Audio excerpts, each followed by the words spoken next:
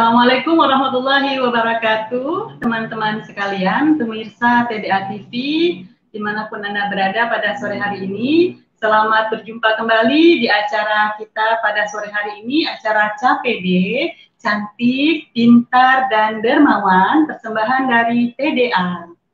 Teman-teman, hari ini kita akan belajar suatu ilmu yang menarik ya, sangat menarik karena ini terkait dengan keseharian kita sebetulnya. Tapi dengan memahami ilmu ini kita akan bisa memanfaatkannya untuk banyak hal, terutama dalam memahami karakter, kemudian untuk hal-hal lainnya, dan itu sangat bermanfaat tentunya bagi kita dalam menjalankan bisnis, dalam mengelola karyawan, maupun dalam rekrutmen karyawan dan sebagainya, termasuk dalam ilmu parenting dan seterusnya. Nah, hari ini kita akan belajar dengan ahlinya, ahli grafologis. Jadi kita belajar ilmu grafologis, hari ini grafologi ya, ilmu grafologi pada sore hari ini. Dan kita hari ini dibersamai dengan Bapak Afif, atau dengan nama tenornya adalah Pak Afif Grafologis. Saya perkenalkan diri terlebih dahulu, saya Wina Kurniawati dari TDA Bogor. Kalau saya sendiri, bisnis saya adalah di OK Solution. Saya salah satu founder dari OK Solution, yaitu terapi, salah di antara layanannya adalah terapi untuk optimasi kecerdasan. Nah, kita hari ini akan belajar tentang grafologi. Insya Allah ini akan sangat bermanfaat untuk bisnis kita maupun kehidupan kita yang lainnya. Baik, langsung saja kita undang pembicara kita pada sore hari ini, Bapak Afif Grafologis. Silakan Pak Afif. Halo, Assalamualaikum warahmatullahi wabarakatuh. Waalaikumsalam warahmatullahi wabarakatuh, Pak Afif. Selamat berjumpa, Pak. Salam kenal semuanya. Perkenalkan, saya Afif Grafologis. Jadi, saya asal dari Palembang. Saya sekolah di Palembang dan di Jakarta, jurusan teknik. Nah, kemudian saya pengen menceritakan tentang grafologi ini dulu. Jadi pertama kali saya berkenal dengan ilmu grafologi ini yaitu tahun 2014. Pada saat saya resign kerja, saya memutuskan untuk mencari komunitas dan alhamdulillah komunitas pertama yang saya temui itu di Palembang adalah komunitas tangan di atas dengan Om Viko, Om Robrik, Pak Saiful dan lain-lain. Dan akhirnya saya banyak belajar di sana. Dan kemudian saya ketemu salah satu guru, yaitu guru grafologi. Pada saat itu beliau menilai tulisan saya, dan beliau bisa mengetahui cash flow saya. Dan ini sangat menarik bagi saya, sehingga saya sendiri belajar sampai mendalam dan mengambil sertifikasi, dan sampai juga ke trainer BNSP-nya. Nah, hari ini kita akan belajar tentang grafologi. Sebelum kita mulai, saya akan beri waktu 30 menit untuk teman-teman mengambil kertas dan pena. Karena kita akan sambil main-main. Dalam arti kata main-main gini, ini seperti ini. Kan tema kita hari ini adalah menseleksi karyawan. Menseleksinya dengan apa? Dengan metode grafologi, yaitu tulisan tangan. Tulisan yang seperti apa sih yang bagus? Kategori apa sih yang menurut kita karyawan yang baik itu? Nah, itu akan kita jelasin semua. Ambil dulu penanya dan kertasnya. Oke, teman-teman, silakan. Ini menarik, sore hari ini kita langsung praktek ya. Silakan dipersiapkan, bisa sambil ambil pena, kertasnya. Kita langsung praktek nih, ilmunya aplikatif langsung ya Pak ya? Iya, langsung aplikatif banget. Iya. Oke, sambil teman-teman mempersiapkan, mungkin Pak Afif bisa diambil.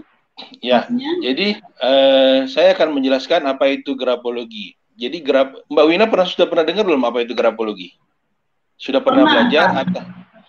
Menurut Mbak Wina apa yang Mbak Wina dengar? Yang saya tahu grafologi itu ilmu tentang memahami tulisan tangan, kemudian tanda tangan gitu ya. Tapi belum ngerti seperti apa membacanya gitu. Oke. Nah hari ini kayaknya jelas banget nih. Sepertinya kita akan dapat ilmu yang langsung praktis ya Pak ya.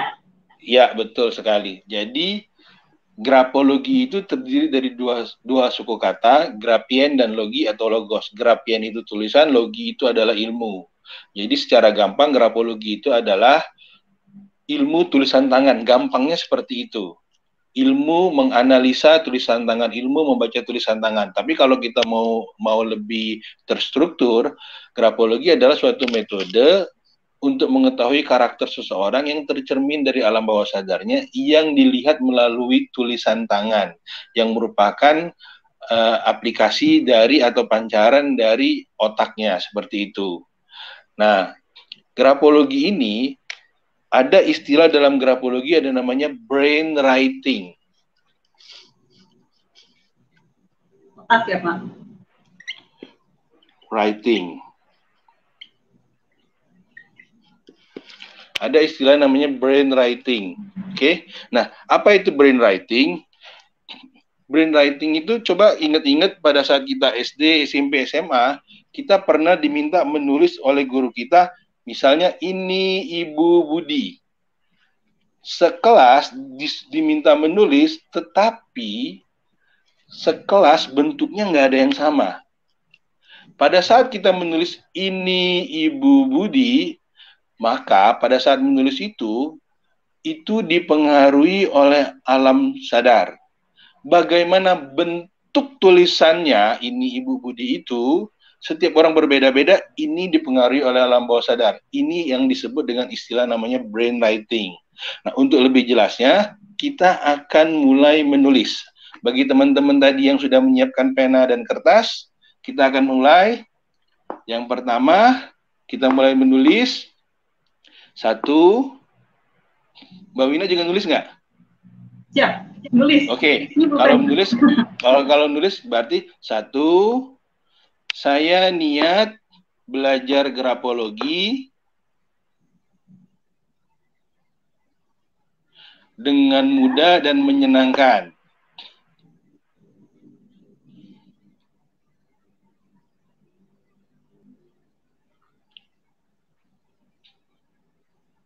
Saya niat belajar grafologi dengan mudah dan menyenangkan. Oke, nomor 2. Dada anak ayam ada 8 buah.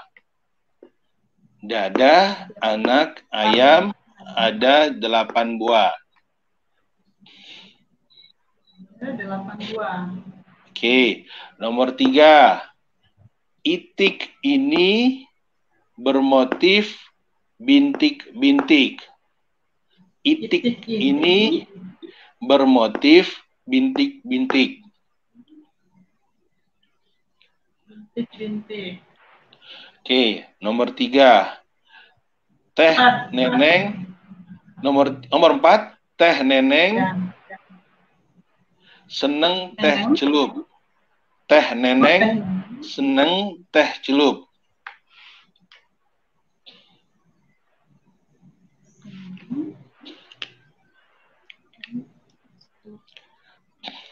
Kelihatan nggak pola yang saya minta menulis?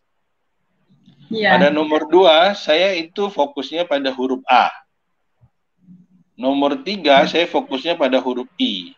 Nomor 4, saya fokusnya pada huruf E. Kenapa bisa seperti itu? Karena setiap huruf dari A sampai Z, setiap bentuknya itu memiliki arti. Setiap goresannya itu memiliki arti.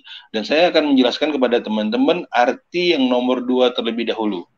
Perhatikan bentuk tulisan teman-teman.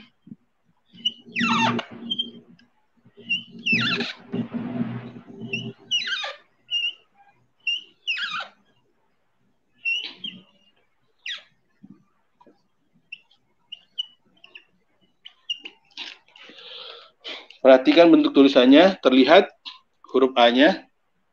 Ya. Oke, yang beda 1, 2, 3, 4 apa? Tertutup, mulai terbuka, semakin terbuka ya Pak ya? Oke. Paham ya?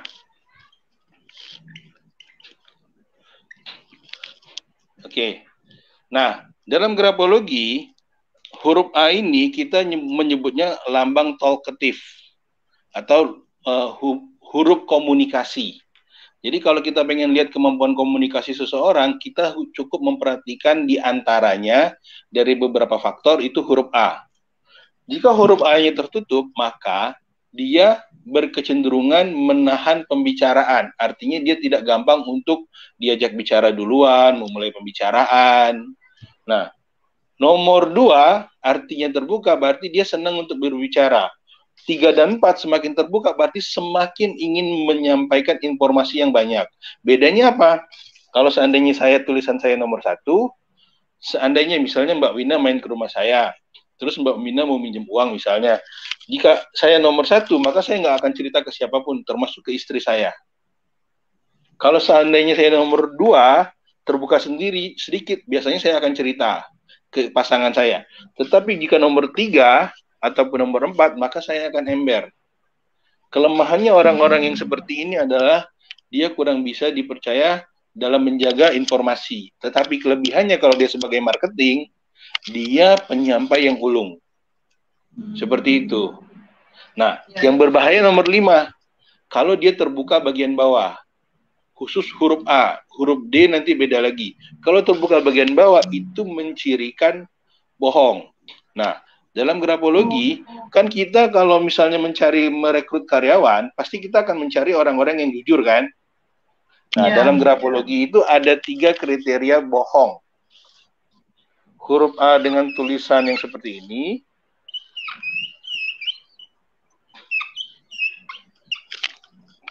Terlihat?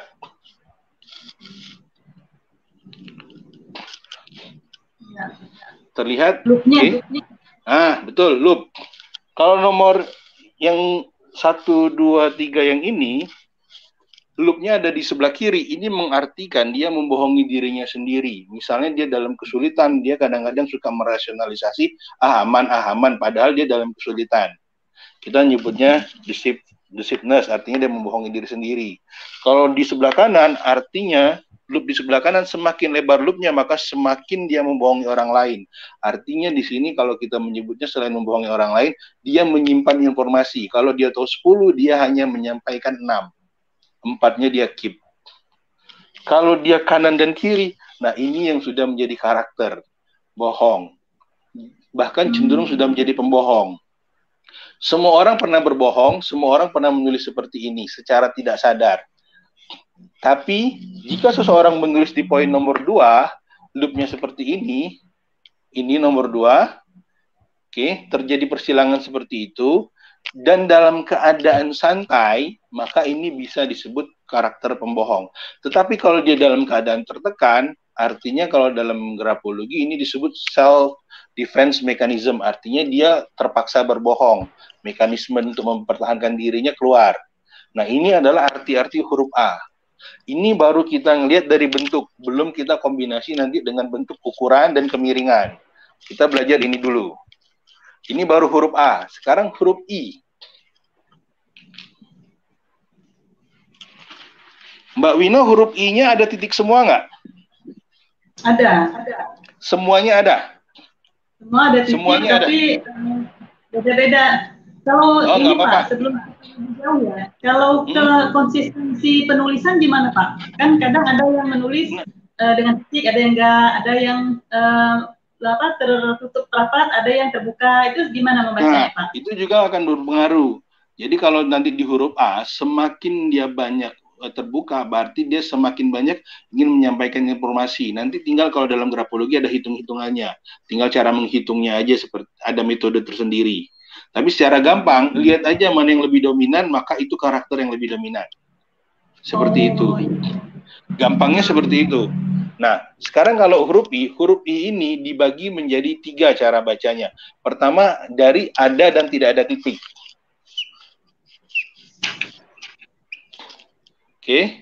Ada dan tidak ada titik. Terlihat ya? Nah, jika tidak ada titik, ini mengindikasikan maka seseorang ini memiliki kecenderungan. Kalau dalam matematika 1 tambah 1 sama dengan 2. Kalau dalam grafologi atau psikologi 1 tambah 1 kita sebut kecenderungan 2. Berarti orang yang menulis dengan tidak ada titik berkecenderungan memiliki karakter itu pelupa dan tidak perhatian terhadap detail. Kalau kita mau merekrut karyawan bagian admin, kasir, pastikan cari yang ada titiknya. Semua lengkap, karena apa? Dia akan detail. Nah, kalau dia ada titik I nomor 2, maka ini mengindikasikan orang ini teliti, dan perhatian terhadap detail. Sehingga kalau orang-orang yang tidak ada titik, maka cenderung sembrono.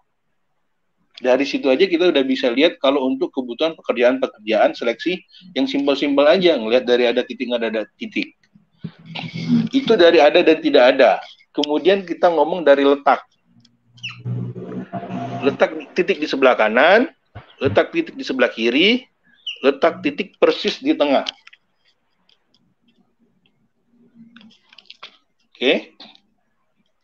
Oke. Terlihat ya? Kalau titiknya persis di kanan, ini mengindikasikan orang ini memiliki kecenderungan terburu-buru, ingin mengerjakan segala sesuatu dengan cepat, tetapi dia agak selebor. Nah, kalau dia letaknya di sebelah kiri, orangnya ini cenderung menunda-nunda. Seperti itu. Kalau dia persis di tengah, ini mengindikasikan orang yang setia. Kalau untuk misalnya kita mau menseleksi ataupun merekrut karyawan-karyawan yang langsung berhubungan dengan keluarga kita, misalnya nanti driver, baby sister, yang lebih untuk ke personal, perhatikan letak titik I-nya, karena ini akan sangat penting. Itu baru, ini kita ngomongin letak titik. Sekarang, kalau kita ngomong yang lebih lanjut, yaitu bentuk titik. Titik, garis, jab,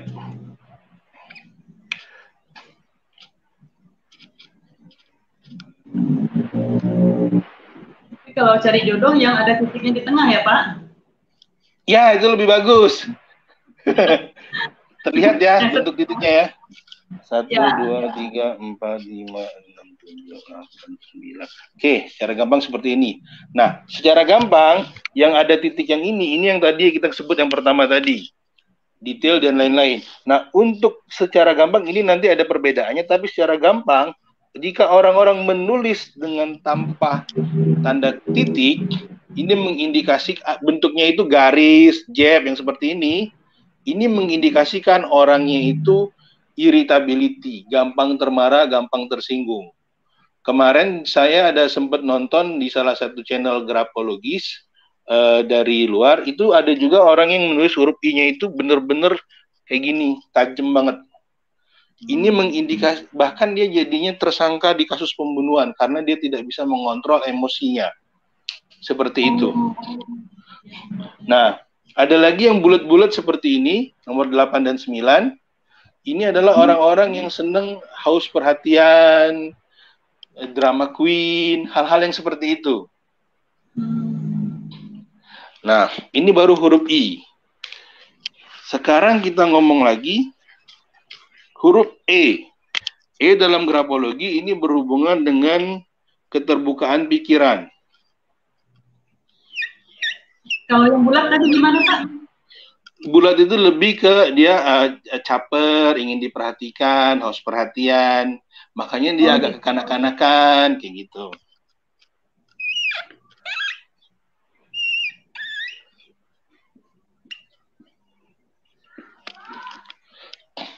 Perhatikan huruf E-nya.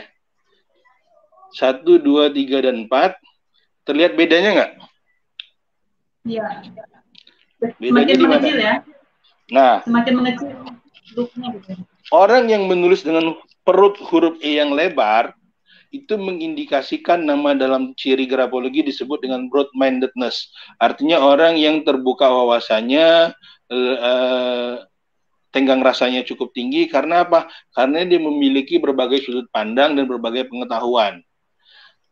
Kalau dia huruf E-nya yang seperti ini tertutup, maka dia itu ciri orang yang narrow-mindedness, hanya meyakini pemikirannya yang benar.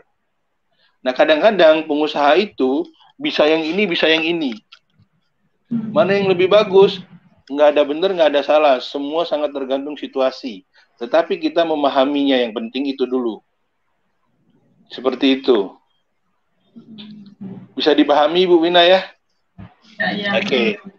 Nah, ini baru kita ngomong huruf. Nah, huruf-huruf ini sendiri, kalau teman-teman mau belajar, itu boleh mampir ke channel saya, itu Afif Grapologis, itu ada alfabet grapologi dari huruf A sampai huruf Z, itu semua saya ajarkan. Tinggal teman-teman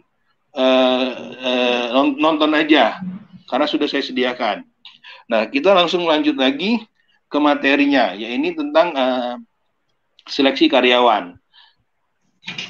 Setelah kita mengetahui tadi brainwriting tadi, sekarang kenapa sih setiap orang tulisannya bisa berbeda-beda? Tulisan Ibu Wina dengan Ibu Indah, dengan saya, dengan yang lain-lain itu beda-beda. Padahal dikasih contohnya sama. Karena proses internalisasi value yang masuk ke diri orang itu beda-beda. Bagaimana prosesnya masuk? Saya akan jelaskan.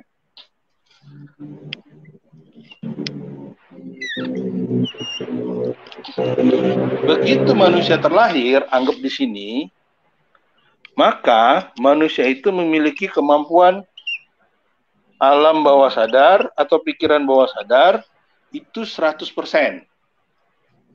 Tahu Ibu Wina paham ya alam bawah sadar ya? Oke. Itu benar-benar 100%. Seiring waktu kita mengalami proses internalisasi. Diajarkan sesuatu, misalnya kalau mau makan itu berdoa, masuk internalisasi. Kalau mau ke kamar mandi, mulai dengan kaki kiri, masuk internalisasi.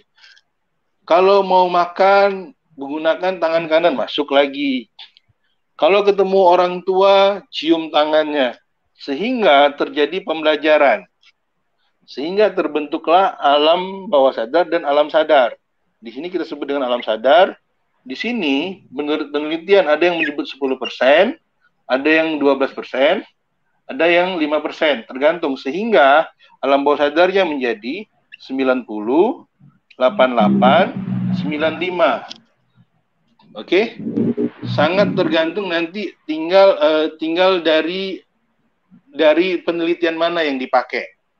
Nah, proses internalisasi inilah yang terjadi, mempengaruhi alam bawah sadarnya.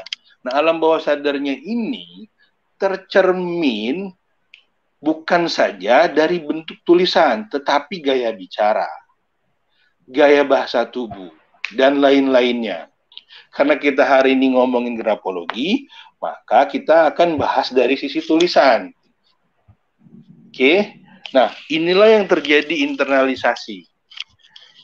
Nah, masuknya internalisasi ini benar-benar berkesan sehingga membuat program. Contoh, Mbak Wina, makannya boleh apa saja, minumnya? Tetap teh botol sosro. Sudah terprogram secara tidak sadar. Dalam keseharian, mau nggak mau kita ada terprogram oleh lingkungan dan lain-lain. Oke, kalau yang terprogram itu bagus. Bagaimana kita memastikan yang terprogram di sini bagus atau jelek? Kita nggak bisa tahu. Karena dia yang ngalamin.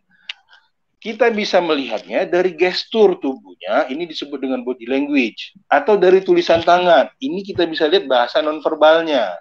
Sehingga apapun yang terjadi bisa terlihat, tercermin.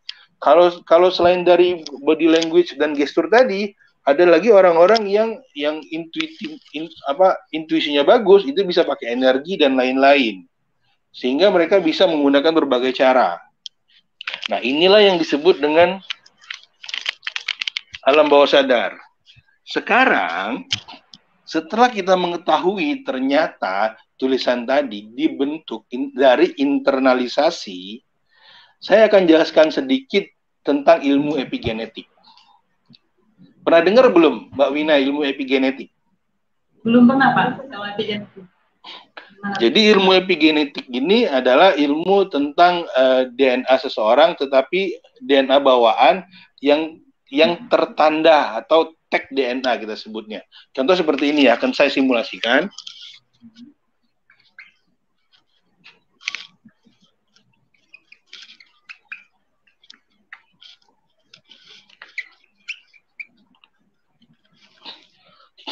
Jika dalam satu keluarga, Bu Wina, seorang ayah rambutnya lurus, seorang ibu rambutnya keriting, lahirlah seorang anak rambutnya itu lurus.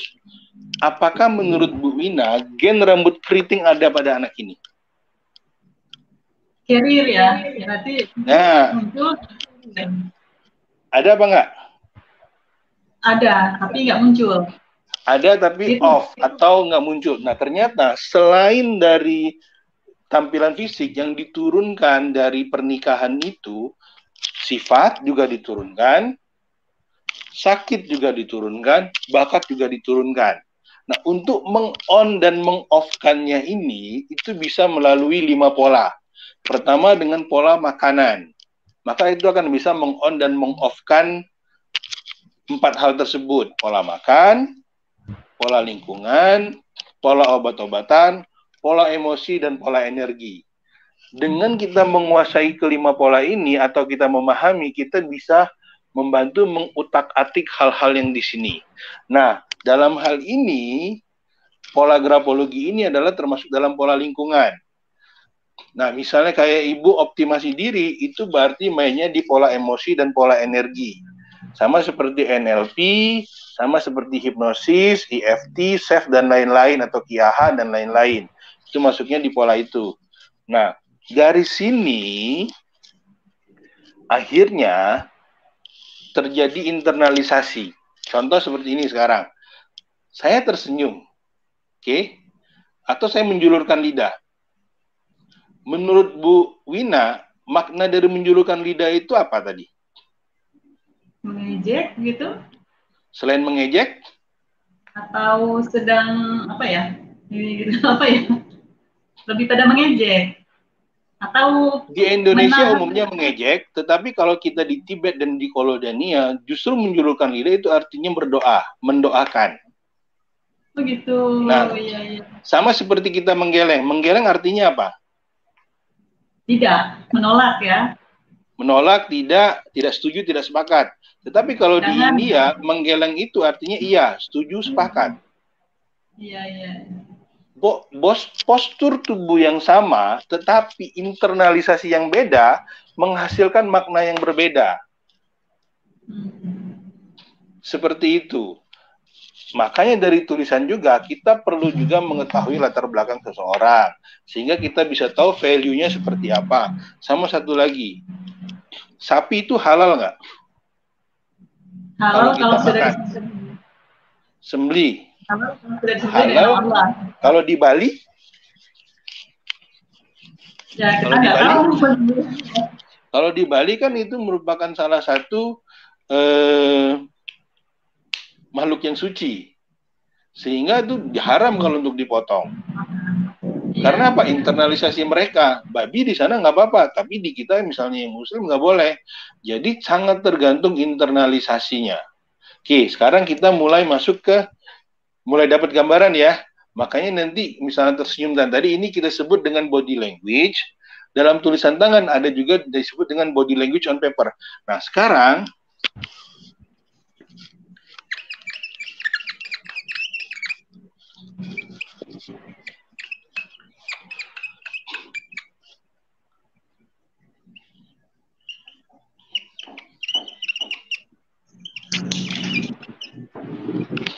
perhatikan nomor 1 dan 2. 1 dan 2. Oke, 1 dan 2. Mana yang menurut Ibu orangnya lebih penyabar? Nomor 1 atau nomor 2? Nomor 2. Nomor 2. Nah. Boleh nggak orang lain menjawab nomor 1? Boleh, tergantung internalisasi. Betul sekali. Ya. Tapi pada umumnya yang disebut penyabar itu adalah tulisannya yang bulat-bulat. Karena dia lebih ceria. Kalau tajam-tajam itu cenderungnya tegang. Artinya orangnya terlalu kaku. Makanya beda. Mana yang menurut Ibu orangnya lebih percaya diri? 3 atau 4? 3. Kenapa? Lebih jelas. Nah, lebih jelas kan? Iya.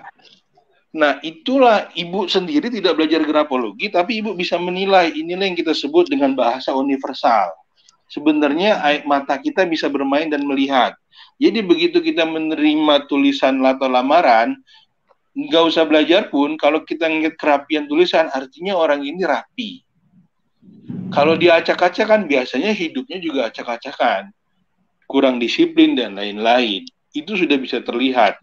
Nah, sekarang seandainya teman-teman menulis di kertas A4 polos tadi, misal kita ingin mengetahui motivasi seseorang. Apakah orang ini penyemangat? Misalnya kita mau menerima lamaran kan, pekerjaan. Ini dalam grafologi disebut dengan baseline.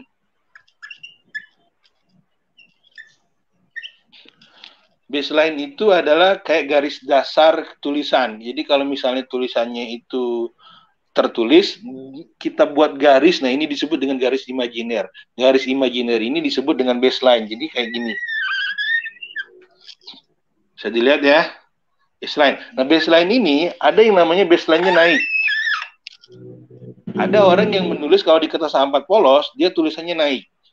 Naik ini kalau kita ilustrasikan seperti seseorang yang naik gunung. Dia memiliki semangat yang tinggi, optimisme yang tinggi, melihat segala sesuatu itu dengan hal-hal yang berbau positif. Berbeda jika seseorang itu menulis dengan tulisan turun. Oke? Dia berkebalikan. Artinya orang-orang yang ini adalah orang-orang yang cenderung tidak optimis, pesimis, melihat segala sesuatu dari sisi negatif. Itu dari baseline.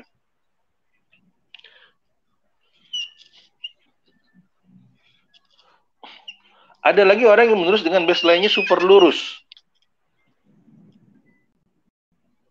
Artinya orang-orang seperti ini bisa diandalkan, tapi dia orangnya sedikit kaku. Oke. Ada lagi orang yang menulis dengan seperti ini. Jadi ini naik dulu, turun dulu, semangat di awal, tapi kalau ada masalah, dia cenderung negatif. Ada lagi seperti ini. Turun dulu, pesimis dulu, baru semangat. Nah, yang bahaya nomor 6. Naik, turun, naik, turun.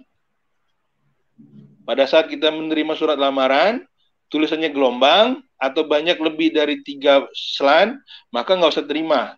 Artinya orang-orang seperti ini semangatnya tidak bagus, motivasinya tidak bagus.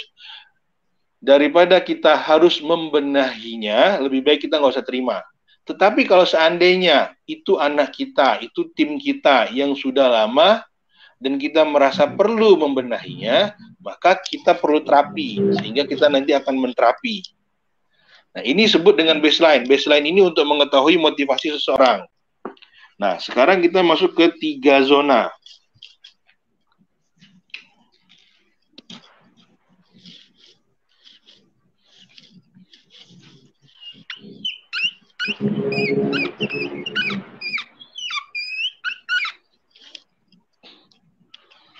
Terlihat tulisannya, Bu?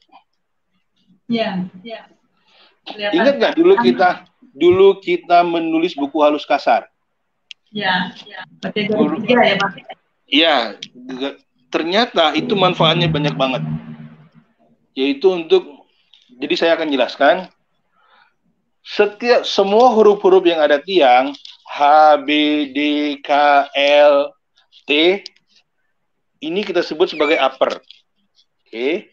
Semua huruf-huruf yang di tengah kita sebut sebagai middle. Semua huruf-huruf yang ada buntutnya, Y, G, Z, P, Q, ini lower. Nah, upper ini kalau di tubuh manusia, ini adalah seolah-olah bagian kepala, ini bagian tubuh, ini adalah bagian pinggang ke bawah. Sehingga kalau seandainya orang menulis seperti ini,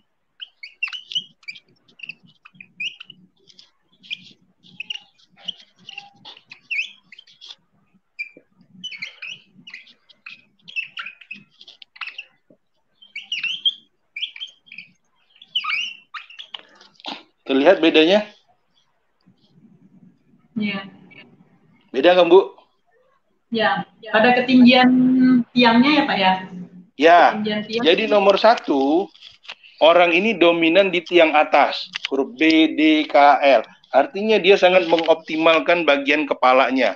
Artinya orang ini daya imajinasinya tinggi, perencanaannya tinggi, hal-hal yang berbau mental tinggi.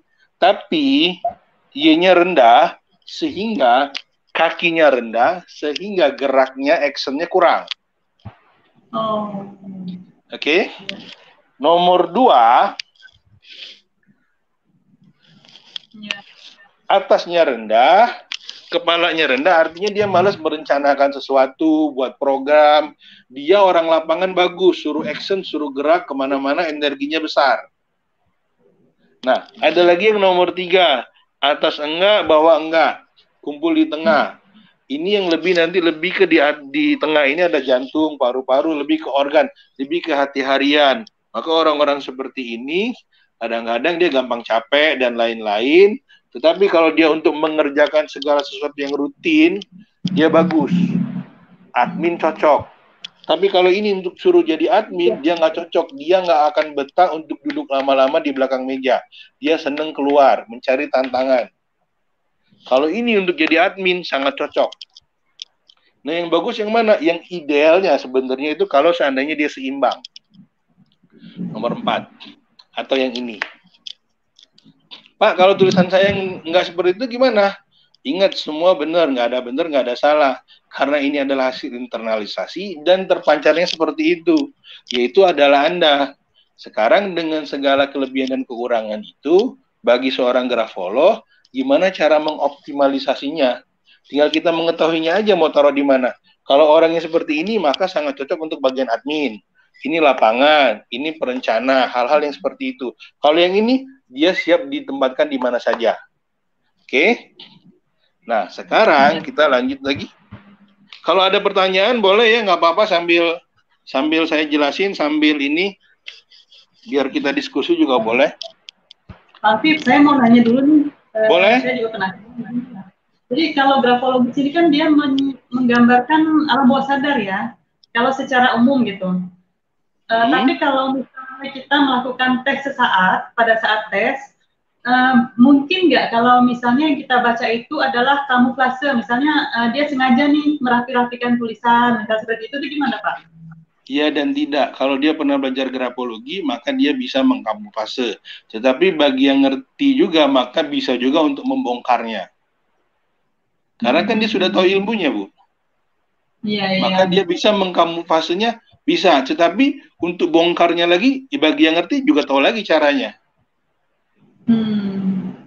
Iya.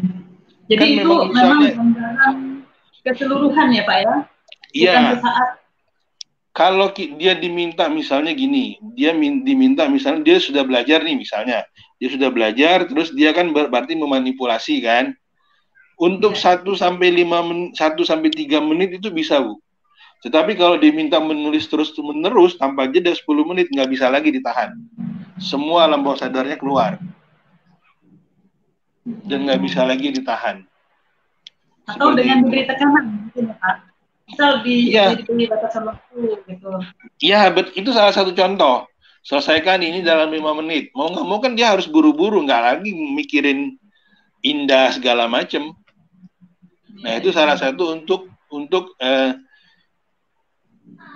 menanggulangi orang-orang yang sudah mengerti dan mencoba mengkamuflase. Seperti itu. Tadi kita baru belajar 2 ya, baseline dan 3 zona. Sekarang kita belajar lagi, 1 lagi itu tentang selan atau kemiringan.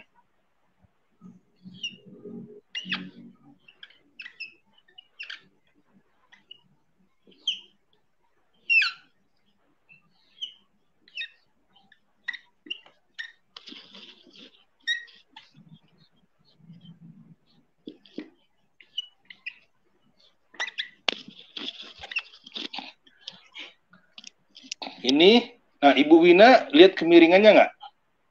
Iya. Kelihatan ya? Kanan, tegak, kiri. Ibu Wina tulisannya kemana? Kanan, tegak, atau kiri? Cenderung tegak. Tegak. Tegak, kadang-kadang agak ke kanan sedikit. Oke. Tipikal orang-orang yang tegak adalah tipikal orang-orang yang logika. Kalau saya misalnya jadi calon pelamar ibu, misalnya nih saya calon pelamar, mau bekerja di tempat ibu, maka tipikal orang-orang yang seperti ini adalah tipikal orang-orang yang haus pembuktian. Jadi saya harus menjelaskan 5W1H sedetail mungkin sehingga tidak ada lagi pertanyaan yang akan ibu ajukan kepada saya. Dia lebih ke data. Kalau orang yang tulisannya banyak di kanan, miring ke kanan, itu bukan tipikal pembuktian, tapi lebih ke emosi. Dia lebih ekspresif, dia lebih memuji. Orang-orang seperti ini senang dipuji. Nah, oke, saya jelaskan lagi dulu. Kanan ini lebih ekstrovert, lebih suka memuji, lebih berani, lebih ke orientasi masa depan. Kalau kiri apa? Lebih tertutup, lebih introvert, lebih hati-hati, dan lebih waspada. Nah, sekarang misalnya kita membutuhkan karyawan admin, atau katakanlah kita butuhnya kasir. Maka yang akan kita pilih itu tulisannya yang mana? Kan. Boleh kiri tapi jangan kiri banget, agak kiri atau agak tegak. Karena kalau kanan dia orientasinya ke orang. Sedangkan kasir kan dia harus fokus di dirinya kan. Jaga keuangan kan, waspada di situ kan. Nah, dia seperti itu. Yeah. Terus dari 3 zona tadi, dia lowernya yang panjang atau yang pendek? 3 zona berarti yang tengah ya? Nah, ibu sudah nangkep. Berarti dia yang middle aja. Untuk admin kan. Terus baseline-nya bagus yang mana? Naik lurus, naik ke atas, lurus atau ke bawah, atau yang gelombang? Yang lurus. Lurus. Jadi ya. Baseline itu yang paling bagus adalah lurus dan naik. Selain dari itu jelek. Apalagi seandainya kalau ibu melihat dalam satu kertas A4 polos, itu ada yang naik, ada yang turun, aut-autan, itu nggak usah diterima, Bu. Langsung masuk ke tong sampah. Itu artinya apa? Motivasinya itu nggak bagus. Daripada kita memasukkan seseorang ke dalam organisasi kita yang berpeluang menjadi bibit perpecahan, ngapain kan? Iya, iya. Bisa dipahami ya? Bisa dipahami ya? Nah, ini adalah ada lagi yang keempat.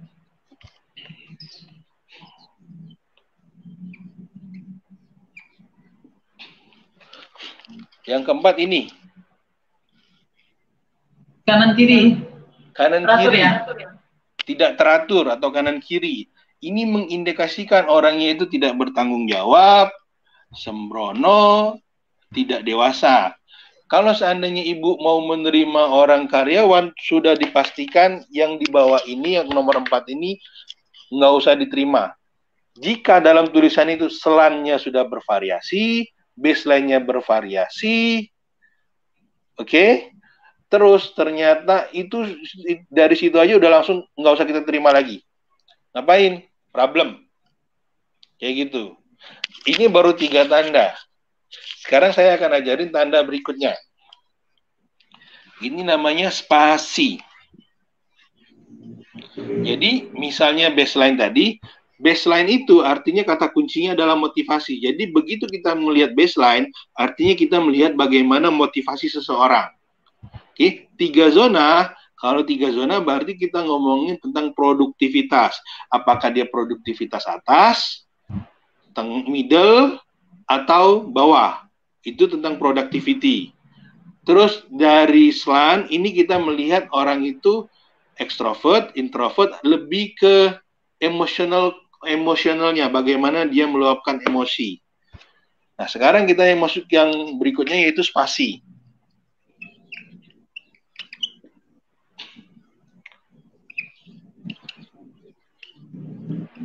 Ya, sambil Pak Afif menjelaskan, teman-teman yang ingin bertanya, silakan untuk menuliskan di chat ya.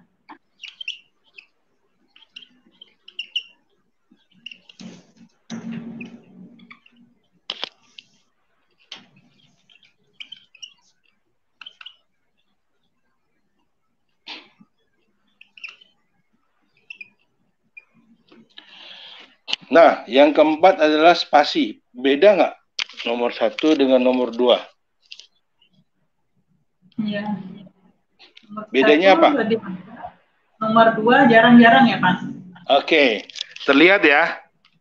Ya. Jadi, cara belajarnya gampang aja, Bu. Spasi. Jadi ini berhubungan, spasi ini ada 2, nanti kita belajar spasi antar kata, spasi antar baris. Tapi kita belajar spasi antar kata dulu. spasi antar kata ini mengindikasikan kata kuncinya adalah kemandirian. Jika seseorang menulis rapat seperti ini, maka dia menjadi orang yang kurang mandiri. Apa-apa dia perlu minta nasihat dari orang lain, seperti itu. Nah, kalau seandainya pelamar pekerja kita dan sudah bekerja di kita, maka ibu jangan mengharapkan adanya inisiatif dari dia. Orang ini harus disuruh-suruh. Sehingga inisiatifnya kurang, kemandiriannya kurang. Yang bagus seperti apa? Yang lebar. Tapi juga jangan terlalu lebar. Caranya seperti apa? Setiap orang memiliki ukuran tulisan masing-masing. Caranya adalah ukur huruf M-nya masing-masing. Misal ini kita hitung tadi ukur huruf M ini adalah 3 mili misalnya. Lebar huruf M-nya. Huruf M orang-orang kan beda-beda, Bu. Ini ukur lebarnya, huruf M-nya misalnya 3 mili. Kemudian ukur spasi antar katanya. Jika di bawah 3 mili, artinya spasi antar kata sempit. Jika di atas 3 mili, maka disebut dengan spasi antar kata lebar. Kalau lebar, artinya kemandiriannya bagus. Kalau sempit, artinya kemandiriannya jelek. Makanya, khusus untuk karyawan, perhatikan juga ini. Dalam menerima karyawan. Jadi nanti, gimana Bu Wina? Ukuran spasinya apa bisa dijadikan standarnya huruf yang ditulis, Pak? Iya, hurufnya huruf M sang penulis. Jadi ukuran standarnya adalah huruf M sang penulis, kita ukur lebarnya.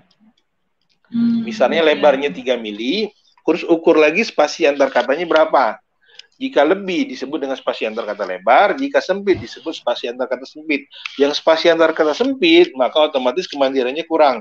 Langsung otomatis kita reject. Nah, nanti dalam belajar gerak, gimana Bu?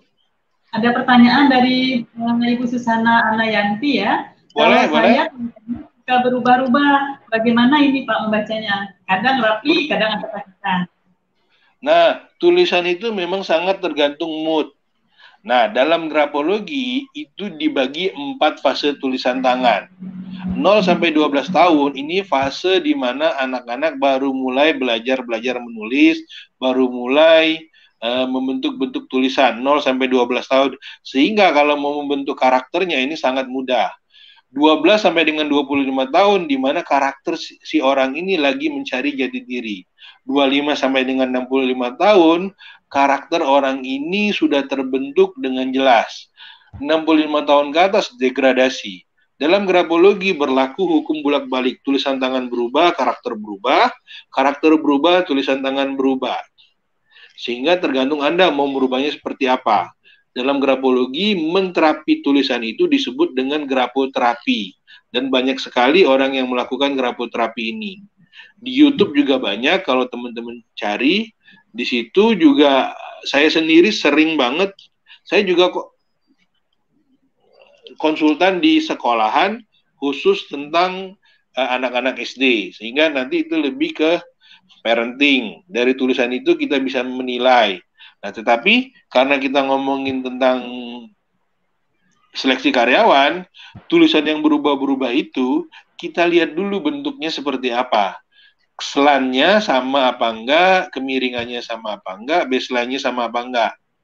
Yang Ibu maksud berubah-berubah itu atau memang bentuknya beda banget? Karena saya harus lihat, Bu. Nggak bisa bayangin. Kalau lihat baru kita bisa menganalisanya. Seperti itu.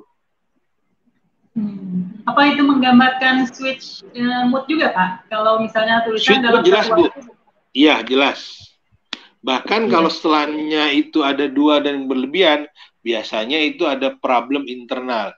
Dan kadang-kadang ada 2 personality yang dominan. Oke, saya akan cerita sedikit. Jadi, saya juga ada ngajarin tentang grafo healing. Agak ini sedikit, karena ini berhubungan juga dengan yang Ibu tanyakan tadi.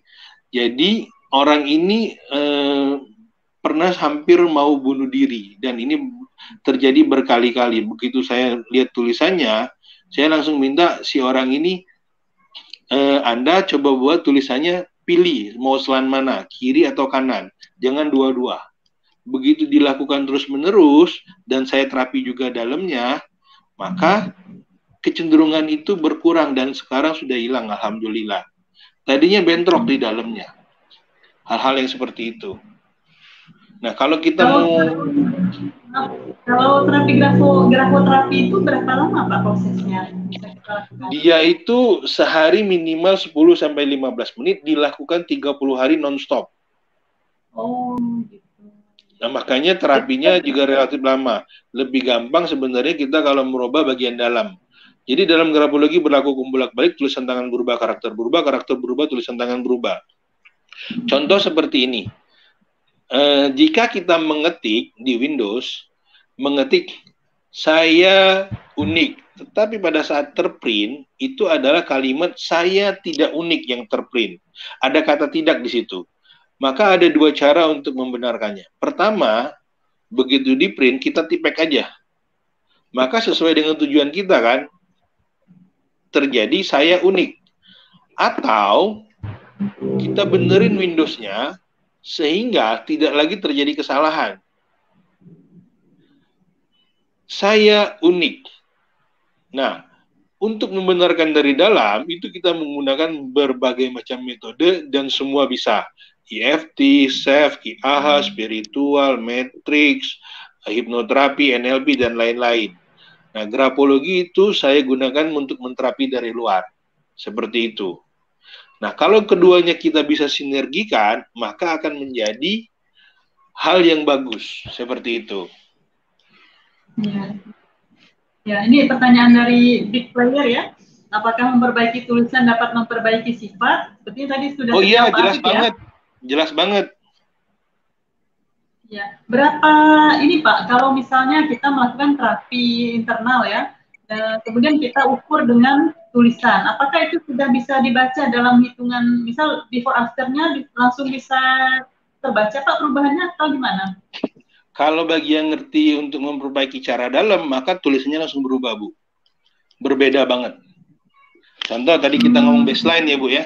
Baseline-nya gelombang. Sama selannya kanan-kiri. Artinya secara internal, kalau kita dalam dunia terapi, bisa jadi skalanya itu 7 ke atas, 7 sampai 10. Problem yang dihadapi orang ini. Begitu kita terapi, jika terapinya itu sampai ke skala 0, tulisannya itu baseline-nya jadi lurus, Bu. Selannya itu jadi berubah satu arah. Itu semua terukur. Dan saya sering sekali melakukan terapi seperti itu.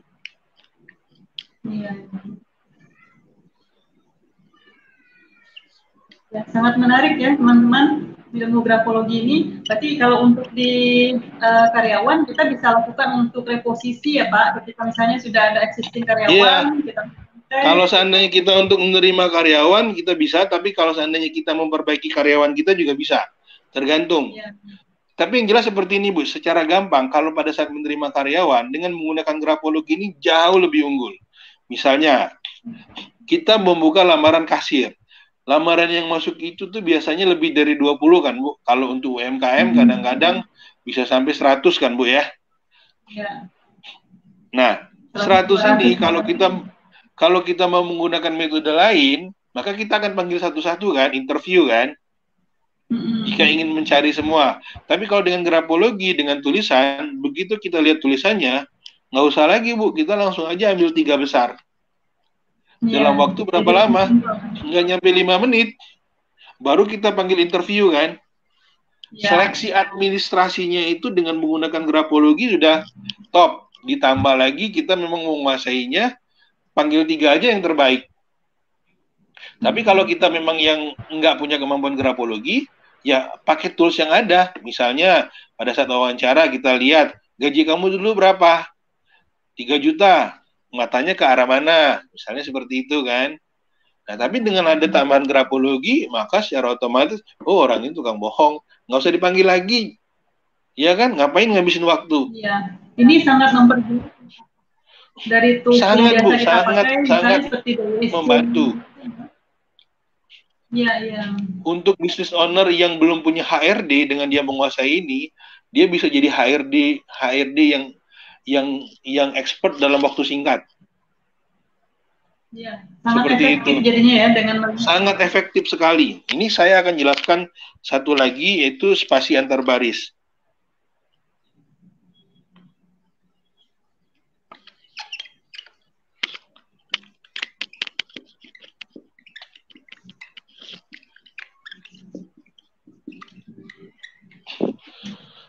Perhatikan Bu, lihat bedanya nggak Bu? Andi Yang ini di mana Pak? nomor 1 Satu, dengan nomor acak-acakan 2. dari segi posisi spasi ya Pak? Posisinya. Ini spasi, ada lagi yang namanya spasi antar baris. Saya sengaja tadi nulis agak cepat. Kalau terjadi tabrakan antara baris 1 dengan baris 2, ini disebut dengan spasi antar baris tabrakan. Ini mengindikasikan kalau orang ini planningnya bermasalah, skala prioritasnya bermasalah. Sehingga kalau kita menyuruh sesuatu dengan orang-orang seperti ini, nggak akan selesai. Kenapa? Karena dia orangnya bingungan.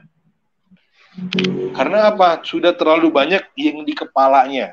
Nah, kalau ini terjadi di diri kita gimana? Biasanya saya suruh liburan, Bu.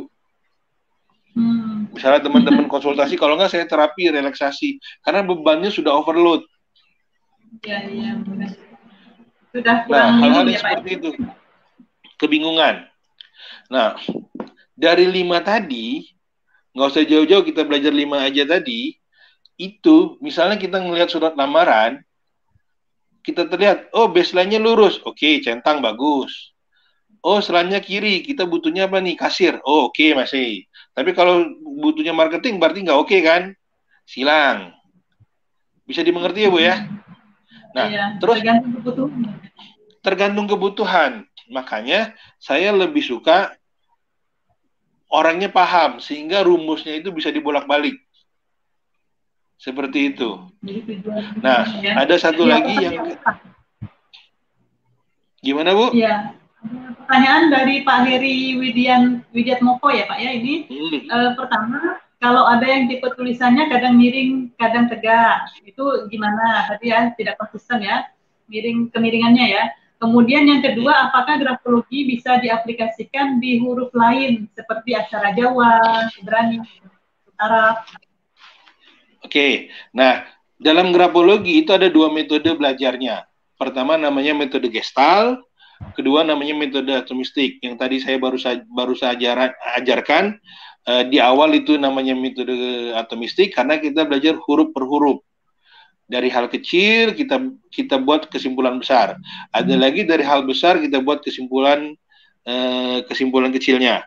Nah, untuk tulisan Arab, aksara Jawa, Ibrani, huruf kanji, itu juga kita bisa analisa itu dengan metode Gestalt. Maka kita akan melihat kemiringannya,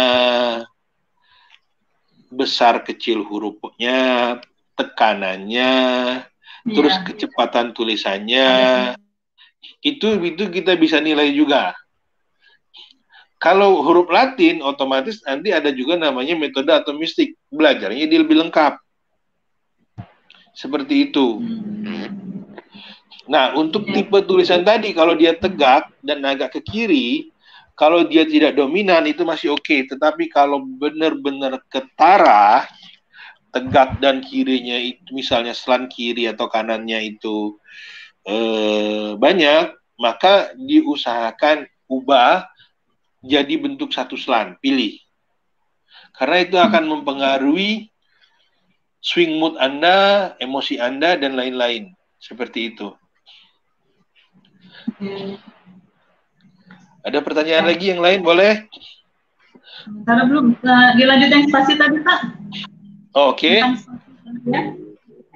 Nah, jadi spasi tadi, kalau spasi, jadi kita belajar sudah 5. Yang pertama tadi kita belajar baseline.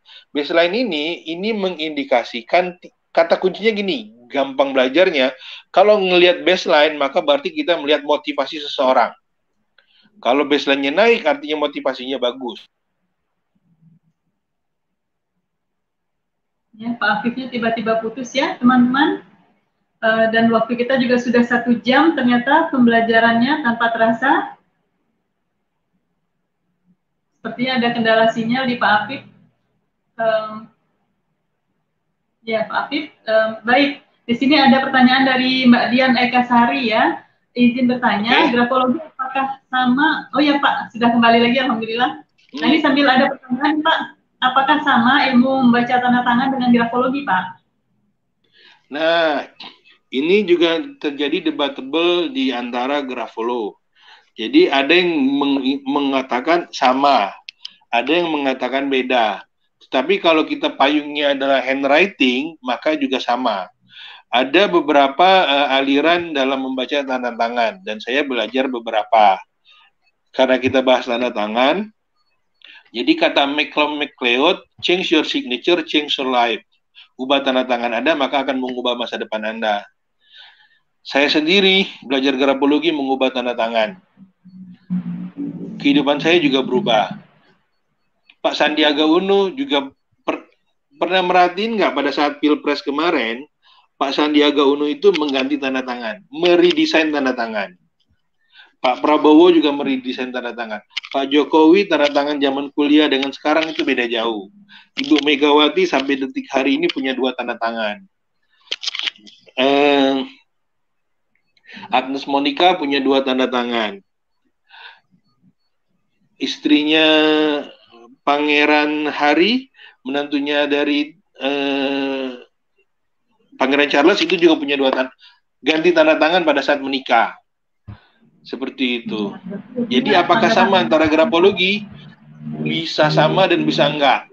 Kalau seandainya tanda tangannya berupa nama, maka cara-cara untuk menganalisa dalam grafologi juga bisa.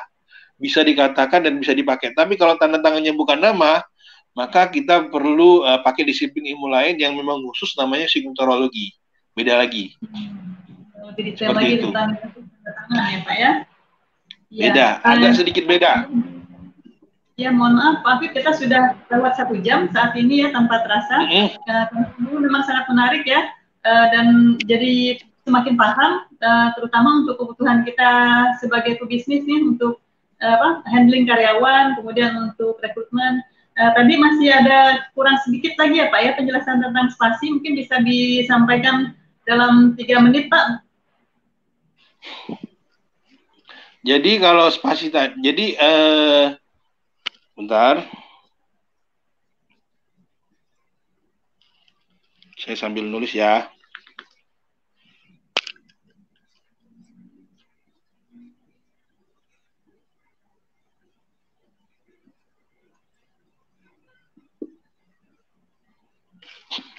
Jadi spasi antar kata itu, pertama kita belajar tadi namanya baseline. Baseline itu kata kuncinya adalah motivasi. Jadi begitu kita melihat baseline, berarti kita melihat motivasi seseorang. Kedua, kita belajar namanya spasi, spasi antar kata. Begitu kita melihat spasi antar katanya sempit, artinya kata kuncinya kemandirian. Kemandiriannya ada masalah. Spasi antar kata, spasi antar baris, kalau seandainya terjadi rapetan dan terjadi himpitan antara baris 1 dengan baris 2, artinya dia ada problem di hal planning, perencanaan. Oke. Kemudian 3 zona. 3 zona itu atas, bawah, tengah. Artinya kita membicarakan tentang productivity seseorang. Kemudian yang kelima, SLAN. SLAN ini adalah tentang EQ, emotional question. Bagaimana seseorang itu meluapkan emosinya, ekstrovert, introvert, apakah dia orang logika. Jika dia kanan, maka dia lebih ke ekstrovert, dia kiri introvert, tegak dia lebih logika. Itu resumenya, seperti itu. Nah, bagi teman-teman yang pengen belajar lebih mendalam, bisa hubungin ini Afif Grafologis, itu channel YouTube saya. Silakan lihat, itu ada alfabet dari A sampai Z, itu semua ada artinya. Dan itu free, silakan ditonton. Karena tadinya memang saya itu buat untuk yang berbayar, cuman dengan pertimbangan tertentu akhirnya saya upload aja dan saya buka untuk umum. Kemudian saya juga mengajar grafologi ini secara online itu dengan menggunakan via WA. Cuman alhamdulillah kami juga membuat lagi kursus grafologi.com. Itu insya Allah tanggal 1 Desember launching. Itu e-course yang saya buat. Seperti itu. Nah, Pak ya. Itu pertemuan langsung atau lewat? Semua sudah rekaman Bu dalam bentuk video. Semua sudah rekaman dalam bentuk video. Jadi sudah saya tutorialkan. Tinggal diikutin aja step-stepnya. Seperti itu. Oke. Karena dalam grafologi itu banyak sekali metodenya dan banyak sekali belajar. Dan saya mengajarkan hal yang simple terlebih dahulu. Tadi kita baru belajar 5, 6 sama tanda tangan. Walaupun belum sempat disinggung lebih dalam. Saya mengajarkan menyebutnya itu grafologi fundamental. Jadi saya ada buat grafologi aplikasi untuk rekrutmen. Itu 20 tanda kombinasi. Sehingga nanti begitu tabelnya di print, Ibu tinggal centang aja. Oh, motivasinya bagus. Centang huruf A. Oh, spasinya jelek. Centang huruf D. Oh, tanda tangannya bagus. Centang ini. Tinggal seperti itu aja. Sehingga sangat membantu dalam rekrutmen karyawan. Seperti itu. Dan bisa didapatkan di mana itu Pak? List ininya tadi. Kursus buka aja di kursusgrafologi.com. Nanti di situ modulnya dan lain-lain pembelajarannya semua lengkap. Okay. Dan harganya amat terjangkau. Sekali ngopi Starbucks lah. Oke, siap. Jadi sangat terjangkau lah. Menarik sekali Pak ilmu grafologi. Karena ya, kalau kita mau, iya betul, kursus grafologi ini. Kursusgrafologi.com. Ya, teman-teman untuk belajar lebih jauh lagi tentang grafologi, silahkan kunjungi channel YouTube-nya Afif Grafologis, atau kalau memang ingin memperdalam lebih jauh lagi, terutama untuk penggunaan kita sendiri ya di bisnis kita masing-masing, bisa ikuti kursusgrafologi.com ya Pak ya, langsung kunjungi di situ. Sudah ada channel pendaftarannya langsung masih, ya Pak? Masih waiting list Bu, itu masih, jadi begitu Ibu misalnya datang, itu masih waiting list. Nanti tanggal 1 Desember 2020 kita open, langsung buka. Sekarang masih waiting list karena masih ada beberapa yang maintenance. Karena saya sendiri Bu sudah bergelut di dunia grafologi ini dari 2014. Saya mengajar. Nah, ada yang namanya hard science, ada yang namanya soft science. Kalau soft science itu kita belajar sesuatu skillnya, sehingga kita tidak perlu gelar. Karena saya mencintai grafologi ini, akhirnya saya mengambil sertifikasi. Artinya saya lulus secara kelembagaan. Karena saya ingin mengajar kepada orang lain kan, sehingga saya sendiri harus mempertanggungjawabkannya kan jika ada sesuatu dan lain hal. Makanya saya perlu expert di bidang ini. Nah, untuk mengambil yang sertifikasi itu butuh waktu dan biayanya cukup tinggi. Dan nggak semua UMKM bersedia juga. Tapi bagi yang memang pengen, menarik bagi mereka. Cuman kadang-kadang nggak diselesain. Kenapa? Karena kendala bahasa. Seperti itu. Materinya kebanyakan bukan berbahasa ibu kita. Ya. Oke, baik Pak Afif. Kita sudah di 1 jam lebih saat ini. Terima kasih banyak atas sharingnya. Ini sangat memperjelas sekali ya, dan dengan sharing hari ini dalam waktu 1 jam Pak Afif sudah bisa menjelaskan ke kita semua tentang membaca tulisan tangan, yang ini insya Allah sangat bermanfaat sekali, terutama saya sendiri merasa sangat terbuka nih jadi wawasannya Pak tentang ilmu grafologi, dan silakan untuk mempelajari lebih jauh bisa kunjungi Afif Grafologis di channel YouTube, dan untuk belajar silakan. Ya, untuk kursusnya bisa ikuti kursusgrafologi.com karena ini manfaatnya sangat besar sekali. Mungkin ada closing statement yang mau disampaikan Pak Afif, silakan. Jadi gini, untuk rekan-rekan sekalian, ilmu ini sangat amat bermanfaat, terutama untuk kita sebagai seorang entrepreneur. Kenapa? Karena kita akan mengetahui karakter orang banyak sekali. Karena karakter orang itu kita bisa ketahui dari bahasa nonverbalnya. Saya sendiri dengan mengetahui grafologi ini bisa banyak sekali masuk ke lapisan masyarakat. Kenapa? Karena masyarakat Indonesia itu pada umumnya sangat kepo dan ingin diketahui karakternya.